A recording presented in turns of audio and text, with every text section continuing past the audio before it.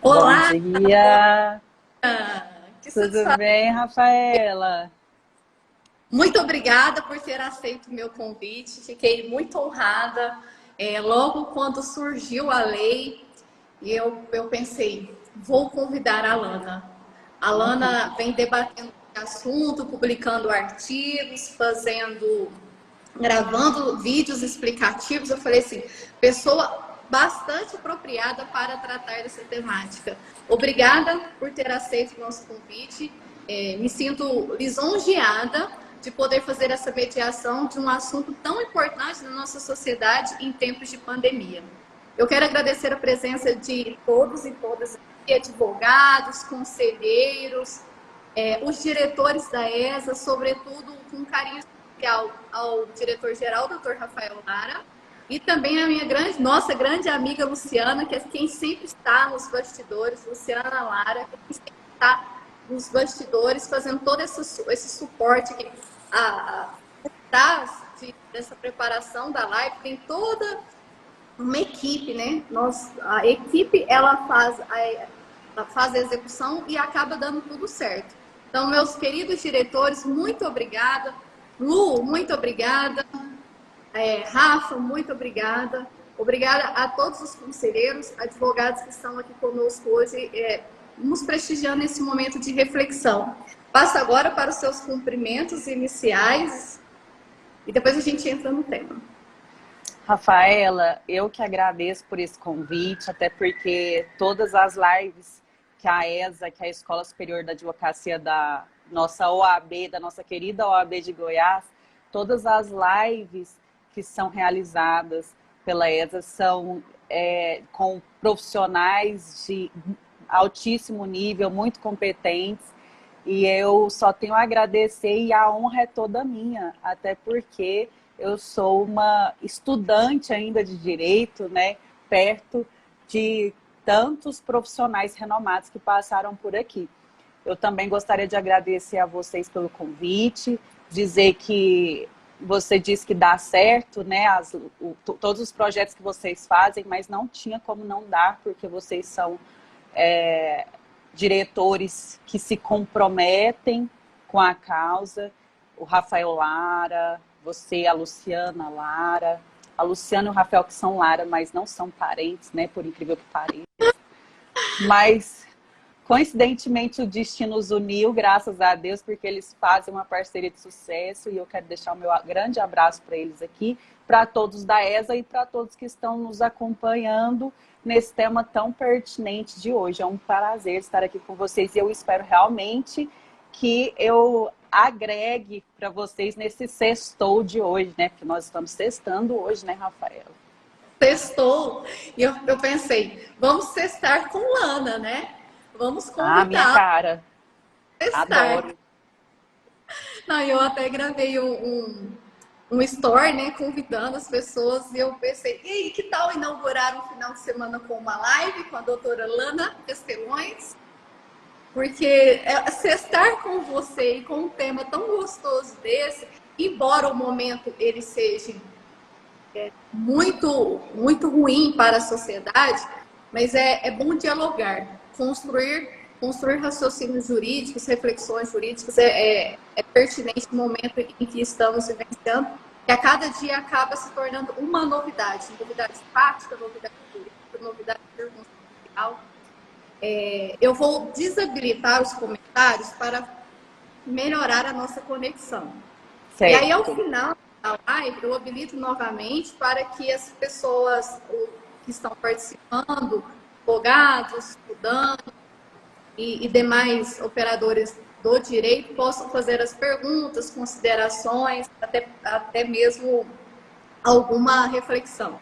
Mas vamos lá, Ok. sobre o nosso.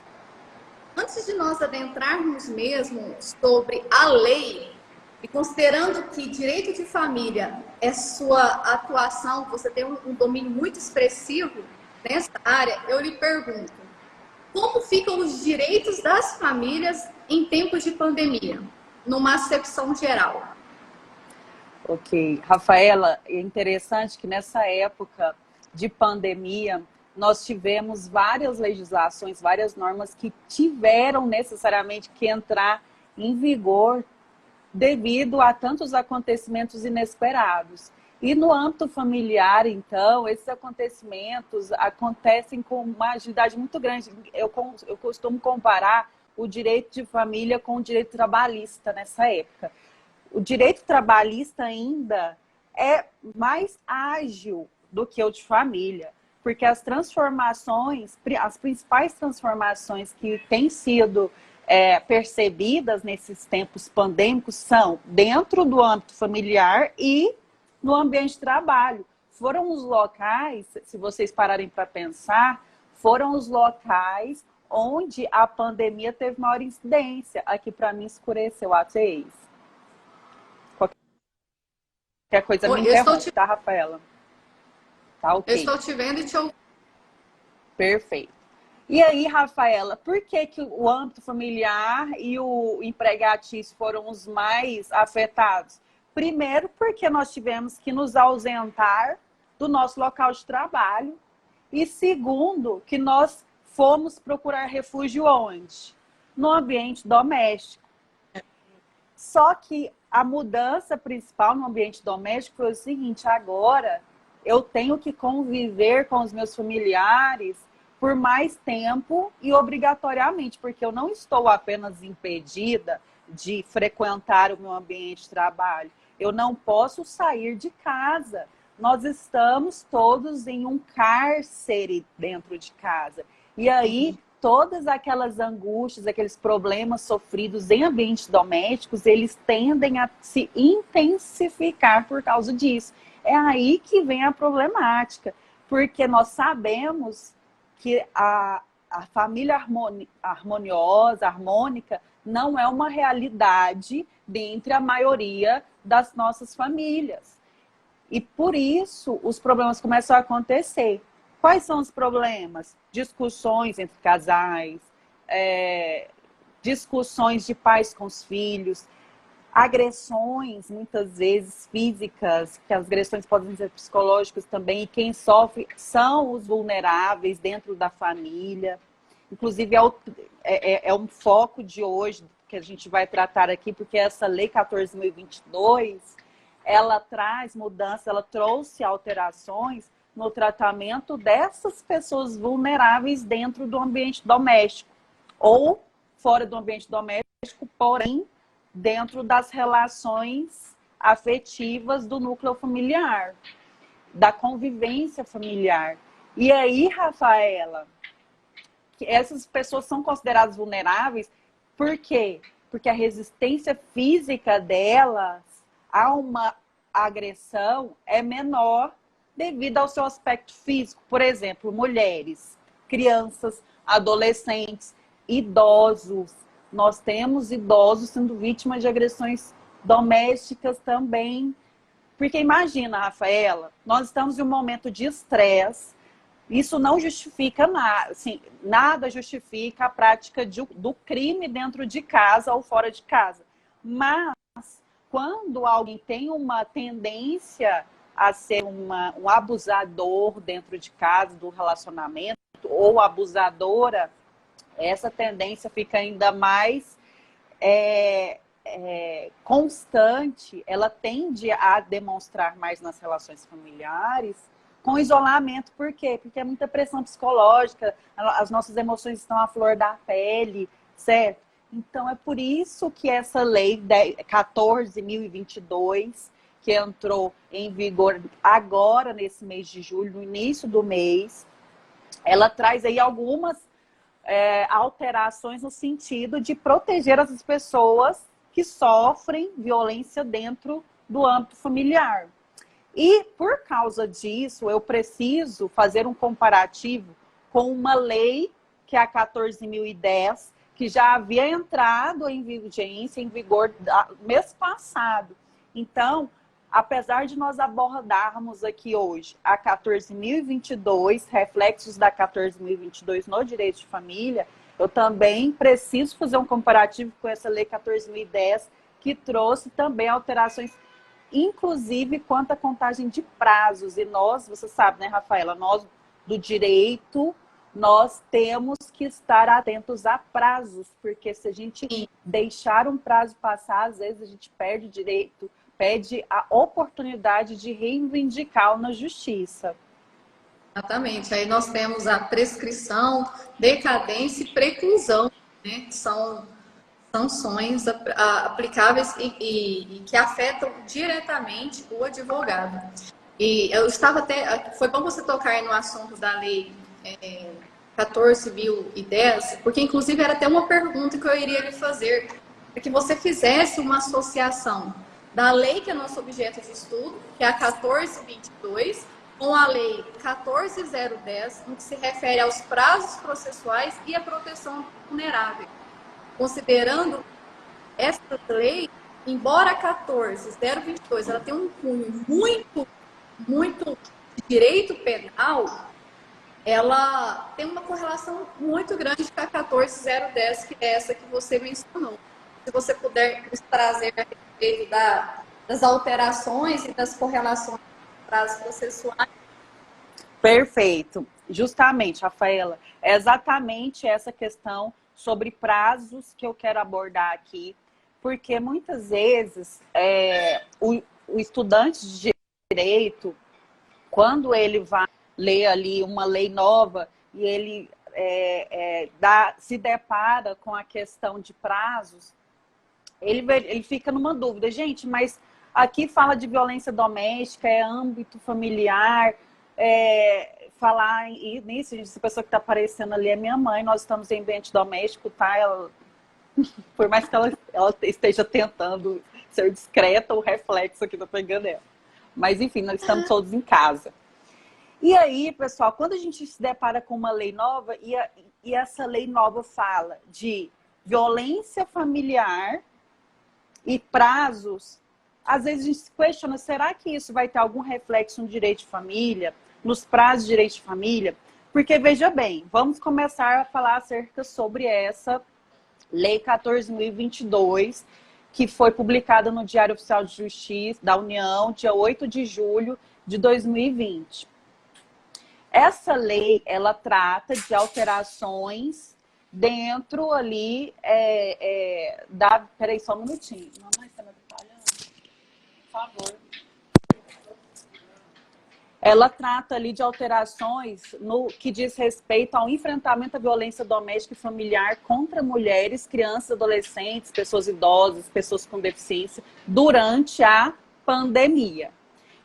Primeiro lugar, durante a pandemia, quando que inicia, então, essa vigência dessa norma? Porque essa norma tem um caráter transitório, certo? E ela fala de permanência da pandemia.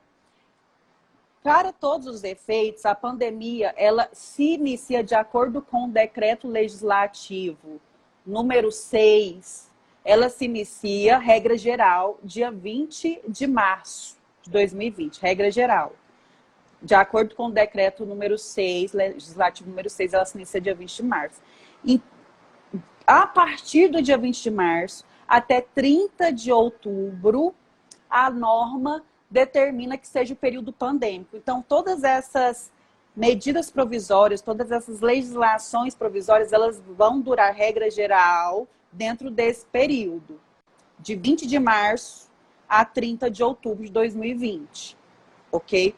Pois bem, dentro desse período, essa lei 14.022, que trata ali da questão de violência doméstica em âmbito familiar, ela trouxe algumas alterações pertinentes a prazos. Ela determina que os prazos relativos a essas matérias, os prazos, veja bem, processuais. Os prazos processuais relativos a essa matéria de violência doméstica contra crianças, adolescentes, idosos, pessoas com deficiência e mulheres, não serão suspensos. Esses prazos não serão suspensos.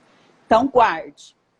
Pertinente à matéria de violência doméstica contra pessoas vulneráveis, os prazos processuais de processos que vão correr aí durante o período pandêmico não serão suspensos. Exemplo, quando há ali uma ocorrência de violência doméstica praticada contra essas pessoas vulneráveis. Lana, mas tem como prática de violência doméstica contra pessoas fora do grupo dos vulneráveis? Claro, a violência doméstica, gente, é um crime comum. O que é um crime comum? Ele pode ser cometido contra qualquer pessoa. A violência doméstica, ele é um crime de lesão corporal que acontece dentro do ambiente doméstico, ou se ele acontecer fora do ambiente doméstico, entre relações afetivas advindas do ambiente doméstico. Então, esse crime pode ser... Homem pode ser vítima de violência doméstica? Sim, Rafaela, pode. Só que esse crime, quando ele é praticado contra pessoas que fisicamente têm uma resistência diminuída devido ao seu aspecto físico, que são as mulheres, as crianças, os adolescentes, as pessoas idosas e as pessoas com deficiências, esses prazos processuais, quando acontece uma ocorrência, por exemplo, desse crime, serão contados da mesma forma, não serão suspensos. É isso que a Lei 14.022 de 2020, que entrou em vigor agora, esse mês de julho de 2020, trata. Lana, então quer dizer que essa suspensão, essa ausência de suspensão de prazo processual não atinge o direito de família? Veja bem, o que eu tenho a dizer para vocês sobre prazos no direito de família? Em primeiro lugar, a Lei 14.022, ela fala de violência doméstica. Violência doméstica, apesar de ter esse nome, ter sido batizada com o nome de violência doméstica e familiar, é um crime. E crime é direito penal, como disse acertadamente a Rafaela. É direito penal, não é direito de família. E nós do direito, nós temos algumas classificações. Direito penal é direito público. Direito de família é direito privado. E aí que entra o alcance da Lei 14.010, que é uma lei que entrou em vigência mês passado, antes da Lei 14.022. Essa Lei 14.010, que entrou em vigência mês passado, em junho de 2020, ela fala sobre suspensão, ela fala o contrário, ela fala de suspensão e impedimento de prazos. Só que esses prazos aqui que a Lei 14.010 trata, são relativas a direito privado. Então, veja, direito penal vai entrar aqui nessa Lei 14.010? Não. Direito penal é um direito do público, é tido como direito público. E o direito de família, como é um direito entre particulares, de interesses, onde há interesses, incidência de interesses particulares e não de interesses públicos, como acontece no direito penal, constitucional, administrativo, aí sim entra a incidência da 14.010. Ela é bem clara, Rafaela. A 14.010 é bem clara, ela diz que essas alterações são feitas para direito privado. E direito de família é direito privado. Então, aqui, no direito de família, a gente não pode dizer que essa não suspensão dos prazos descrita nessa Lei 14.022 vai nos atingir. Nossos prazos, eles só sofreram alteração de acordo com a Lei 14.010, que foi a primeira lei editada e publicada, e entrou em vigência mês passado. Então, vamos fazer um paralelo aqui. Eu já disse para vocês que a 14.022 fala de não suspensão de prazos processuais. O que é um prazo processual? São prazos que a lei determina que sejam cumpridos depois da instauração do processo.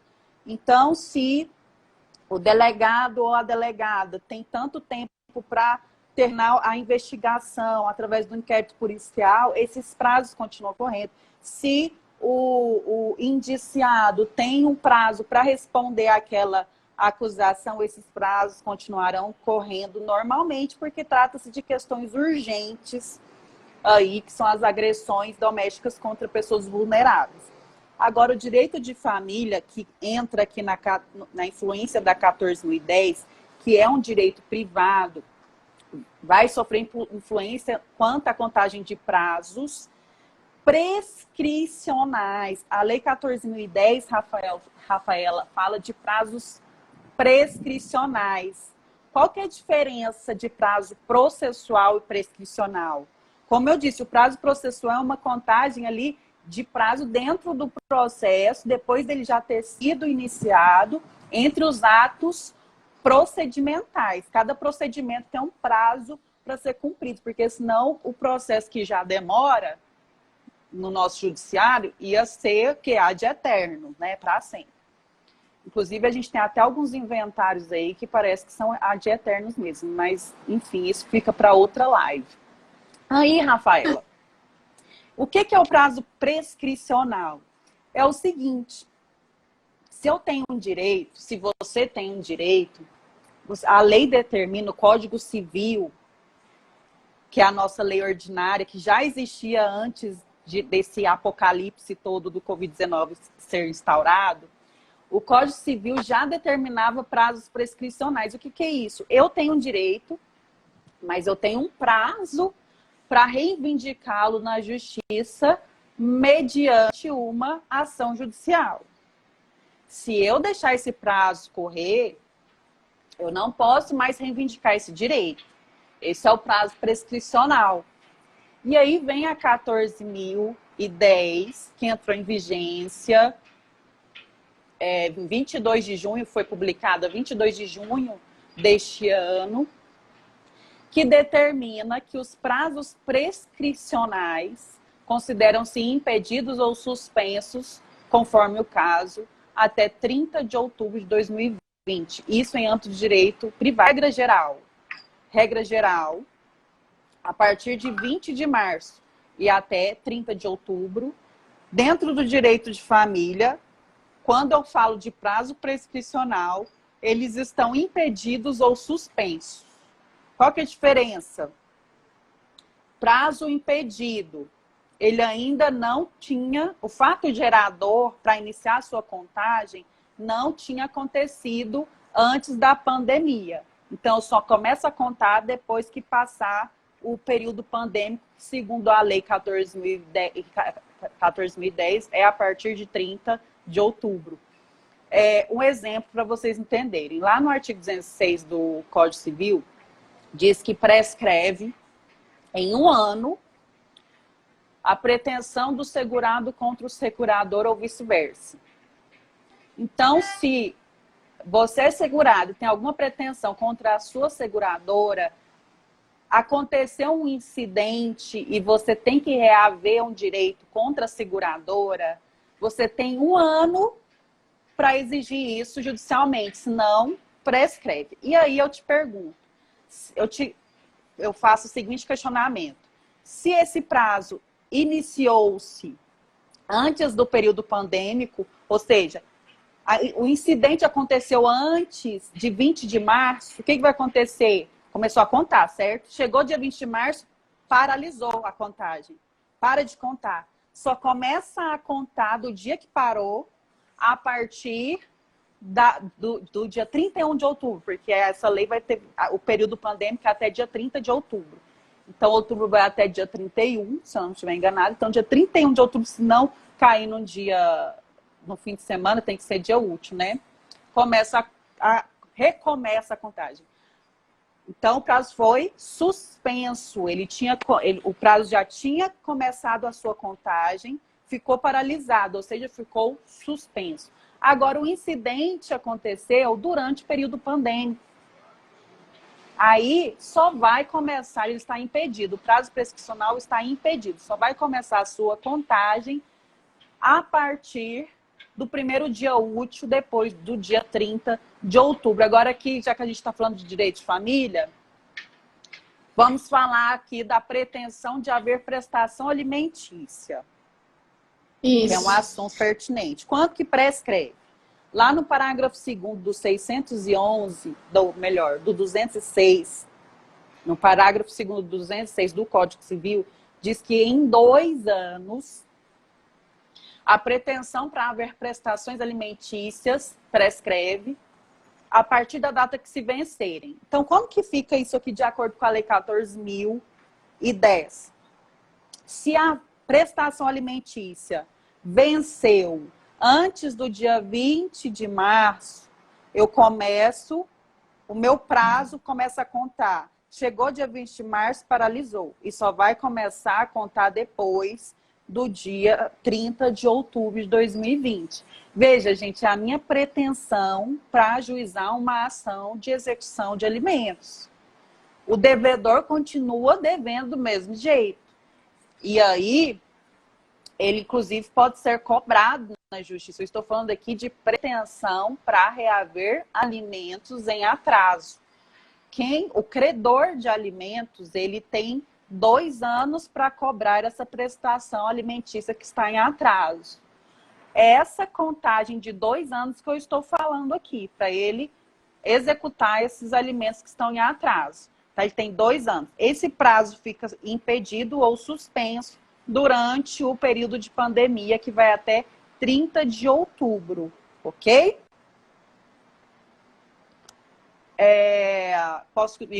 Posso continuar, Rafaela? Assunto de alimentos, a Lei 14.022, ela trouxe medidas em face dos conflitos familiares existentes. E um conflito que decorre, aliás, um fato que decorre muito conflito, sobretudo nesse momento de crise financeira, estamos pensando em... E aí, recentemente, nós tivemos uma recomendação do CNJ, decisões do STJ e, logo em seguida, a lei a respeito da prisão domiciliar. Como você vislumbra a prisão domiciliar do genitor ou da genitora, dependendo de quem foi a imputação dos alimentos, que não paga os alimentos, considerando, pensa... A criança hoje, ela é vulnerável. E se ela está na escola, toda a despesa dela, ela é subsidiada pelo governo. Então, ela tem um lanche que é feito pelo governo. Escola de tempo integral, ela tem café da manhã, almoço, tem lanche. Ela já sai da escola alimentada e isso reduz o custo da família. Por exemplo, uma outra questão de redução de custos se refere-se à energia. Porque, na casa, ela consome mais. E aí o pai simplesmente não paga a pensão alimentícia. Suponhamos que o dever de pensão alimentícia fosse imputado ao pai, um exemplo. E aí vem a lei agora determinando que essa prisão passa a ser domiciliar. Como você vislumbra essa questão da prisão domiciliar perante o vulnerável, que é a criança? E é uma relação disso com a lei 14.022, porque a mãe, ela vai ter que subsidiar tudo sozinha. Ela também está passando por uma financeira. E aí entra aquele conflito, o pai pode pedir ou pode ficar na criança. Me traz essa correlação, até a sua opinião do STJ, que suspendeu a prisão. Bom, no momento de pandemia, nós temos direitos fundamentais. O direito fundamental é o pai não ter que ser recolhido a um presídio, considerando que ele também tem direito a prevenir sua saúde em relação ao contágio. Por outro lado, a criança ela tem direito de ser alimentada. E aí tem prisão domiciliar, ela praticamente ela é ineficaz na prática. Ela tem uma eficácia jurídica, ou seja, uma resposta do Estado perante a demanda, mas ela não tem uma eficácia prática, porque é difícil fiscalizar as inúmeras prisões domiciliares. Traz aí a sua opinião a respeito dessa prisão domiciliar, correlacionando com o conflito que a Lei 14.022 quer proteger. Uhum. Rafaela, sua dúvida é muito pertinente, porque com certeza é a dúvida de muitas pessoas. O que acontece?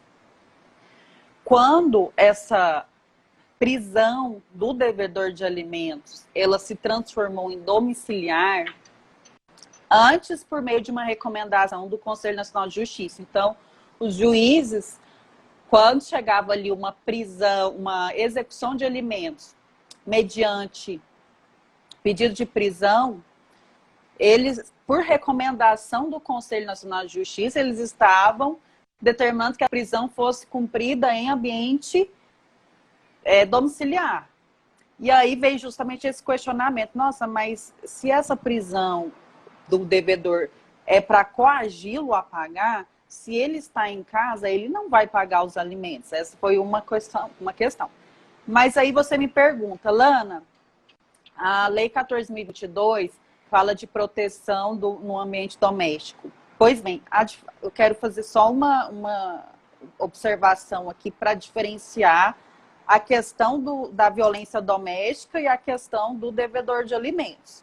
Quando acontece violência doméstica contra a mulher ou contra a criança, se esse agressor for o pai da criança, ou for o marido, o companheiro, se for pego em flagrante, se for uma violência doméstica e ele for pego em flagrante, alguém denuncia, porque vizinho pode denunciar, inclusive, tá? Eu quero deixar aqui bem claro, inclusive deve denunciar, é muito importante que isso aconteça, porque em ambiente doméstico, no isolamento social, é comprovado que os casos de violência doméstica notificados diminuíram, mas na prática aumentaram. Por quê? Porque agora a vítima, ela está convivendo e sendo vigiada pelo seu algoz. Ela não consegue pegar o telefone e ligar, ela não consegue pedir socorro, porque ela está sendo vigiada 24 horas. Então é por isso que ela não consegue denunciar. Então, vizinhos, se vocês ouvirem algum movimento suspeito, liguem no Disque 180 e Disque 100. Você pode fazer denúncia anônima, você não precisa se identificar, estou com medo de repente sofrer represália. Ninguém vai saber que foi você que ligou. Enfim, se esse agressor for preso, essa recomendação do CNJ, Conselho Nacional de Justiça, para prisão domiciliar, não inclui essa prisão penal lá do agressor, mesmo que seja pai da criança, mesmo que pague pensão alimentícia. Essa prisão, que pode ser cumprida em casa, diz respeito ao devedor de alimentos, que é uma prisão civil, ok? Então, enquanto o agressor ele é preso, ele está sendo preso porque é uma medida de proteção, é uma medida provisória até o julgamento dele. E depois de condenado, se ele for preso, é um cumprimento de pena. Aqui na prisão civil, não. Ele não está sendo condenado à prisão civil porque ele não pagou alimentos. Ele não está sendo penalizado. A prisão civil serve para coagir o devedor a pagar. Tanto é que no momento que ele paga os alimentos que está devendo, automaticamente o advogado dele ou a advogada pode requerer o alvará de soltura, comprovando que ele quitou aquela mora da dívida alimentar. Então ele pode ser posto em liberdade.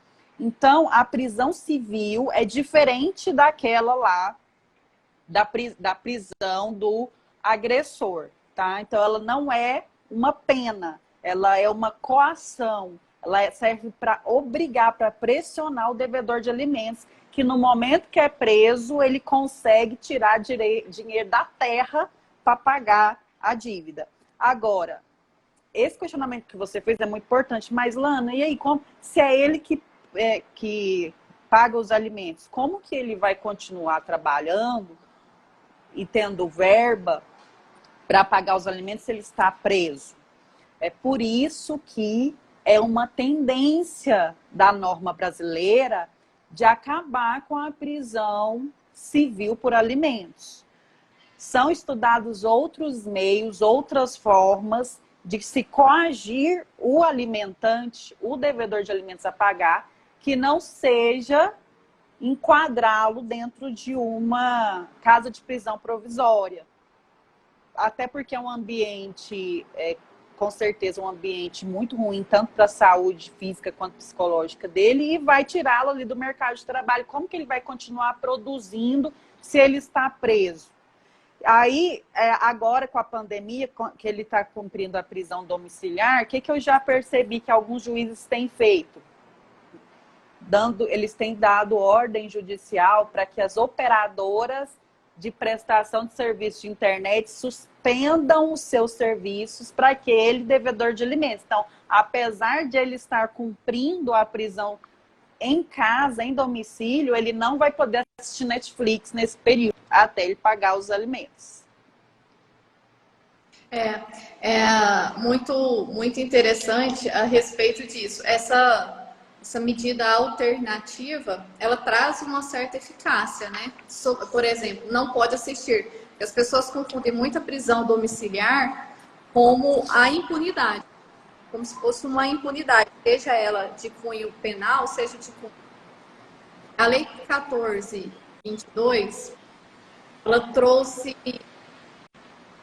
alguns mecanismos de proteção aos vulneráveis, criança, adolescente, mulher, idoso. Um dos mecanismos foi, inclusive, essa ferramenta que você são os canais de denúncia, que é o 100 e o 180. Você acredita que são medidas eficazes para proteger os vulneráveis? E assim, a Lei 14.22, ela tem uma eficácia real? Olha, Rafaela, não é uma eficácia 100%, mas é o que a gente tem, né? É como se diz, é o que tem para janta. Então, muitas vezes tem que resolver sim, né? Eu acho que o que a gente não pode fazer é ser indiferente ao sofrimento do outro, porque aquela angústia que o nosso vizinho está passando pode ser a nossa um dia. E às vezes a gente pode precisar da ajuda de alguém, de simplesmente pegar um telefone e ligar para tirar a gente daquele risco de morte, né? E não ter essa ajuda. Então, esse Disque 180, esse Disque 100, que são telefones úteis para se fazer denúncias de violência doméstica, de violência contra crianças, adolescentes, idosos, enfim, tudo que é relativo à agressão a direitos humanos, eles são uma via, um meio das denúncias serem feitas não apenas pela vítima, mas por todos aqueles que têm conhecimento, né, por toda a sociedade, por todos nós da comunidade temos conhecimento e podemos fazer essas denúncias, inclusive de forma anônima. E essa lei 14.022, ela deu um prazo específico para essas denúncias recebidas pelo Disque 100 e pelo Disque 180 serem repassadas às autoridades. Tá? Ela determinou um prazo de 48 horas com uma informação de urgência. O que seria isso, informação de urgência? Porque nós temos um número de processos, certo? E a partir do momento que um processo ele é tido como urgente, ele passa é como se ele passasse na frente, ele tivesse prioridade em relação aos outros.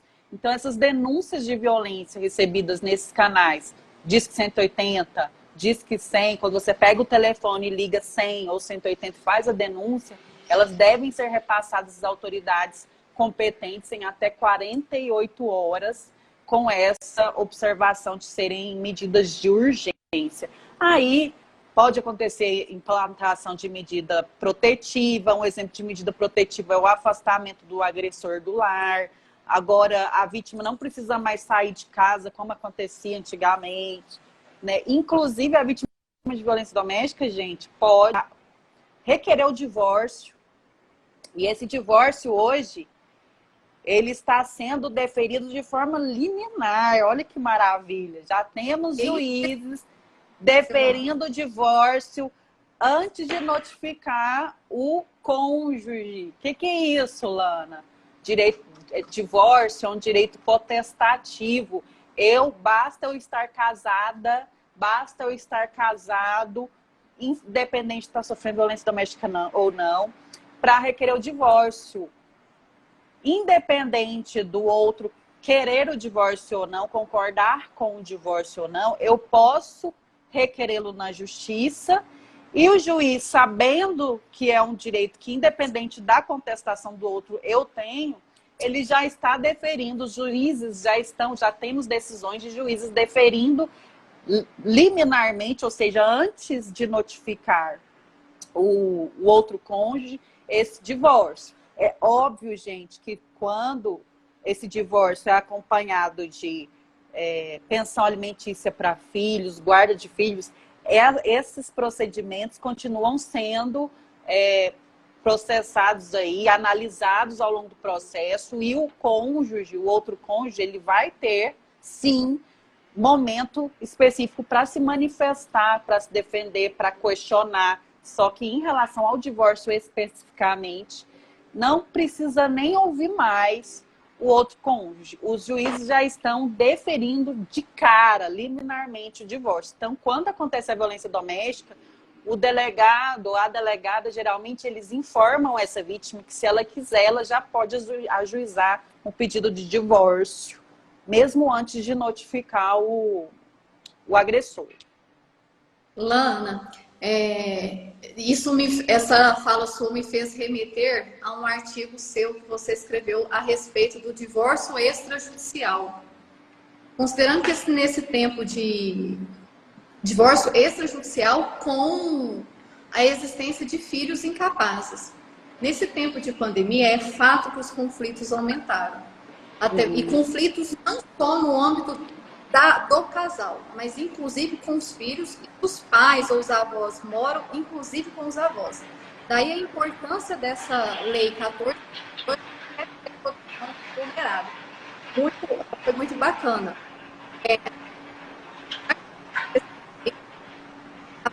Qual é a possibilidade desse divórcio extrajudicial com esse filho capaz?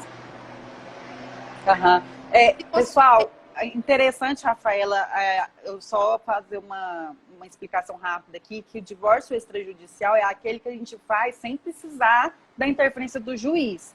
É aquele que a gente faz lá no cartório, no tabelionato de notas, tá? Então, quando existe um acordo entre os cônjuges, que eu acho de uma maturidade maravilhosa, eu acho que quanto mais maduro o casal, mais fácil e mais rápido eles resolvem os conflitos.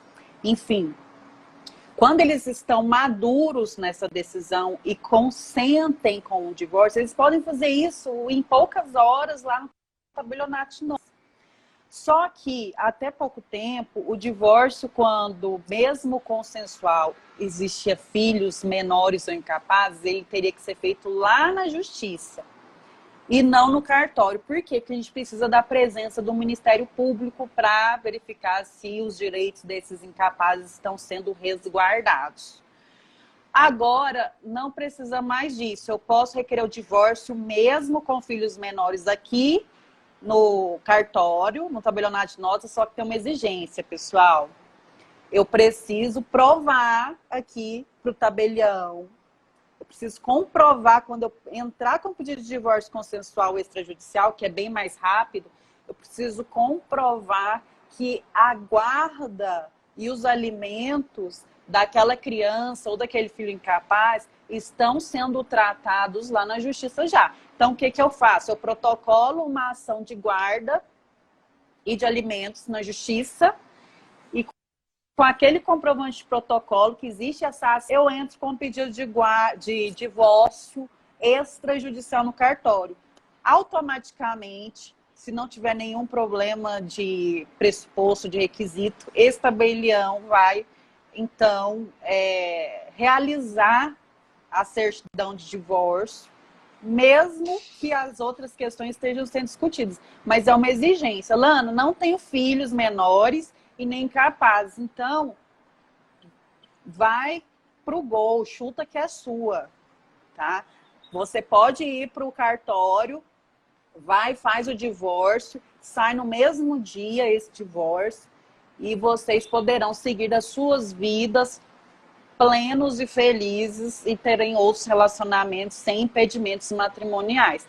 Mas se tiver filho menor, tem que discutir a guarda e os alimentos lá no judicial, lá no juiz, lá com o juiz. Essa possibilidade e só rapidinho aqui para eu não perder memória aqui em relação ao divórcio, quando o divórcio é feito é permitido ser feito no cartório, ele pode ser feito agora no conforto da sua residência. Basta que você tenha uma internet para você fazer, para dar o seu consentimento para o tabelião, para ele ouvir você falar, eu quero me divorciar, e você tenha um certificado digital. O que é o certificado digital? Eu não estou com o meu aqui. É uma assinatura digital, é a sua identidade. Você pode plugá-lo no seu computador e assinar um documento de qualquer lugar do planeta Terra que tem internet. Você faz isso. Então, essa é a sua assinatura digital. E muitos cartórios estão fazendo certificado digital de graça. Eu paguei R$300 no meu. Então, aproveite a oportunidade. Se você quer divorciar e de forma consensual, aproveite a oportunidade de fazer esse certificado digital gratuitamente, que os tabelionatos nossos estão realizando. Você nem precisa sair de casa, fica protegidinho, protegidinha, não se expõe ao vírus e consegue o divórcio de uma forma super tranquila, mas tem que ter sempre a presença de um advogado ou advogada da sua confiança para te auxiliar, tá? Eu não posso requerer o divórcio, eu e ninguém podemos requerer o divórcio sem a presença de um advogado, seja via extrajudicial, seja via judicial. E é até bom, porque se o casal, eles estavam numa relação extremida e com a pandemia a convivência ficou insuportável, o divórcio pode até impedir violência doméstica ou violência em relação aos filhos nesse âmbito, a violência familiar, que vai implicar na concretização da Lei 14.22. E falar em Lei 14.22, nós estamos quase encerrando, faltam 10 minutos para encerrar, e eu queria a sua opinião a respeito de alguns pontos da Lei 14.22. Lá no finalzinho da lei, traz a respeito de campanhas informativas. O Estado, por meio da Lei 14.22, dispõe que o Estado vai promover campanhas informativas no que se refere a essas medidas trazidas nessa lei que nós estamos debatendo. Você está verificando uma atuação do Estado em relação a esse comando normativo de fazer campanhas informativas? Ou até mesmo desenvolver políticas públicas no que se refere à proteção de vulneráveis e, de consequência, até proteção da família? Então, assim, você vê, embora a lei seja recente, não tem nenhum mês, né? Nós estamos falando de 8 de julho e hoje são 24 de julho. Então, assim, tem um curto espaço de tempo. Mas ela determina essa campanha informativa no que se refere à proteção dos vulneráveis. Você verifica uma atuação do Estado nesse sentido e até mesmo de políticas públicas? Ou você acha que é um comando da lei que nasceu morto em face da ausência de atuação? Rafaela, nunca vi. Só que assim, talvez eu não tenha visto, porque da vigência dessa lei para cá, que tem pouco tempo, eu não tive ainda em nenhuma delegacia da mulher para saber se está sendo implementada alguma atividade informativa, além das que já existiam. Inclusive, eu quero parabenizar a Delegacia da Mulher de Goiânia, tá? Que faz trabalhos maravilhosos com as vítimas e também com os indiciados. Eu acho que é importante trabalhar com a vítima no sentido de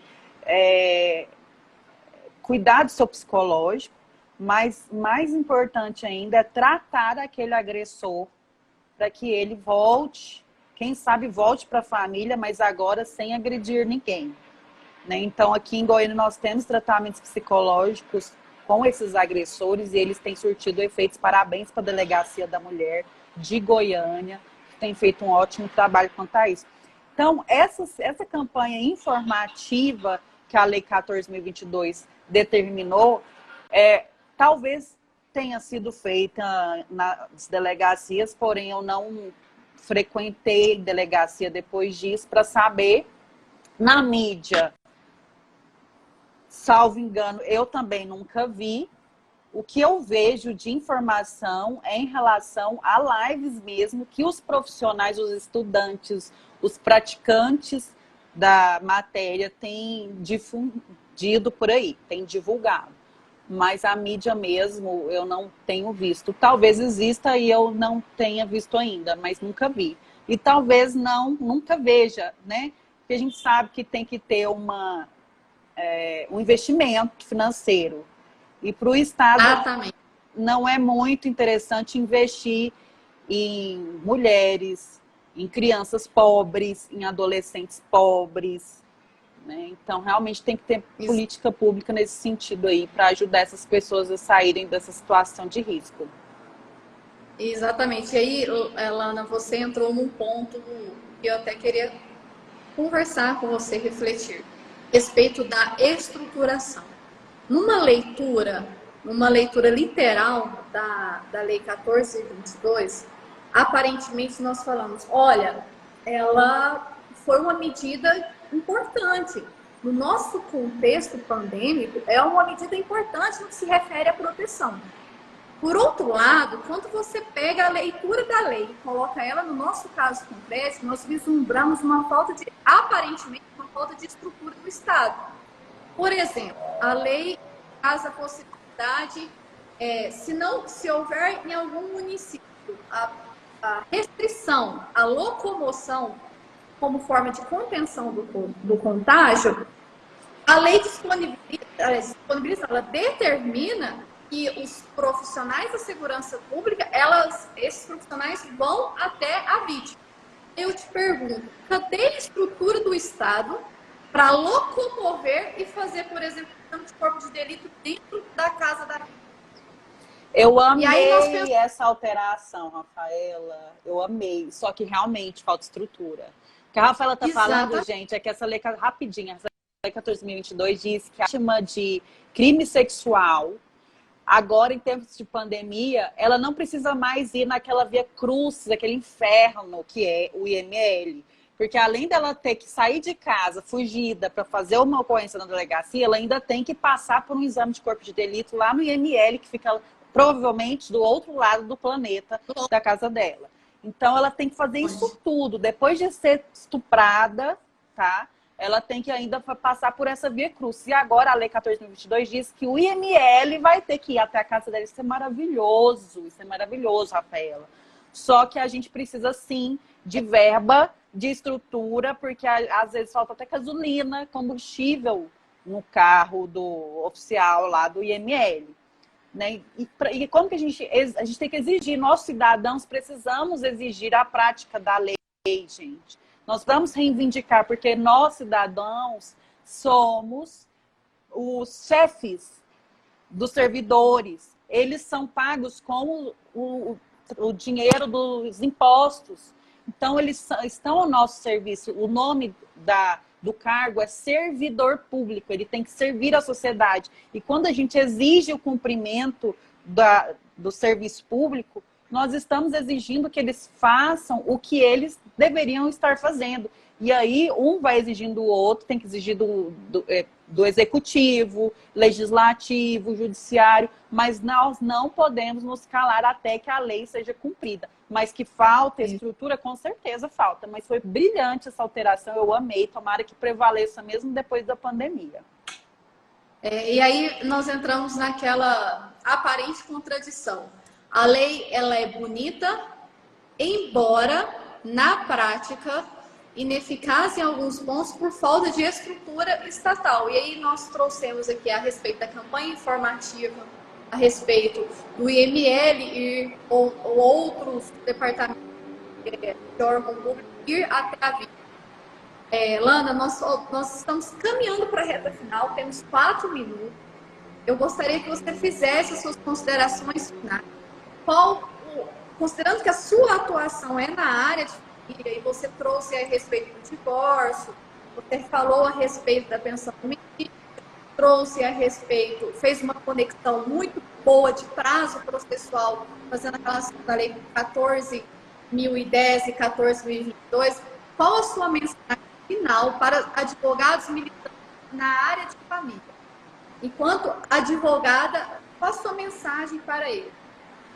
Tá, pessoal, eu quero agradecer para quem ficou aqui até o final da live. É uma honra tê-los como ouvintes. Eu espero de vocês. Estou às horas no meu Instagram, LanaCast, com T mudo, para a gente deliberar mais acerca do assunto. Eu tenho certeza que a ESA também está à disposição de vocês, até porque ela prepara o advogado para problemas. E eu quero dizer o seguinte,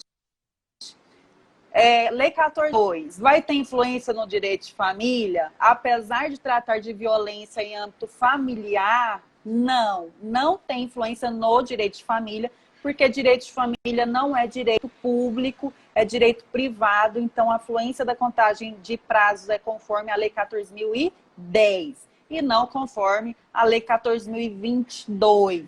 E de acordo com a Lei 14.010, durante o período pandêmico, os prazos prescricionais estão impedidos, caso ainda não tenham tido seu termo inicial, ou suspenso, caso já tenham tido o seu prazo iniciado, mas estão paralisados até 30 de outubro, que é o final aí do prazo prescricional. Em relação a inventário, a gente não comentou, mas teve uma modificação, que é regra geral. O CPC, Código de Processo Civil, fala que nós temos 2 meses para requerer o inventário, senão a gente pode pagar multa. Se o seu estado, aqui em Goiás, nós pagamos multa. A secretária da Fazenda determina um valor de multa. Você tem que olhar no seu estado. Se a gente tem aí pessoal de outro estado, você tem 2 meses para requerer o inventário. Se agora o autor da herança, a pessoa da sua família faleceu, infelizmente, em período pandêmico, não precisa se preocupar com esse prazo de 2 meses. Ele só vai começar a contar depois da pandemia. Depois de 30 de outubro, você tem 2 meses para requerer o inventário e não vai precisar pagar multa, tá bom? Então, eu espero ter agregado conhecimento para vocês. Muito obrigada, foi um prazer. Estou à disposição da ESA e de todos que estão nos acompanhando hoje na nossa live, que foi ótima para começar a nossa sexta-feira. Sextou de uma forma muito prazerosa para mim. Lana, mais uma vez, muito obrigada. Obrigada por ter aceito o convite. Obrigada por trazer a sua experiência na área de família para nós, advogados, e também para os demais integrantes da comunidade. Obrigado por trazer as suas reflexões. Espero nos encontrarmos no futuro breve, com uma live, num curso virtual, numa palestra. Foi uma imensa satisfação ter, sobretudo, você trouxe uma abordagem de família em vários aspectos. Obrigada de coração. Obrigada a todos que assistiram também. Eu que agradeço.